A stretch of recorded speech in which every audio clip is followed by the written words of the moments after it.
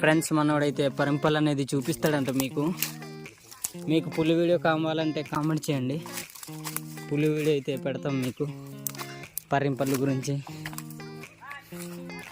చూడండి ఫ్రెండ్స్, ఇవే ఆ పరింపల్లు పిండి పిండిగా తీయగా చాలా బాగుంటాయి ఫ్రెండ్స్. ఇవైతే మా వాళ్ళు అయితే చాలా ఇష్టంగా తింటారు ఇవి కొండకి వచ్చినప్పుడు. ఏరా పల్లెలాగా ఉన్నాయిరా, తినేసి చెప్పరా. చాలా బాగున్నాయి ఫ్రెండ్, పళ్ళు అయితే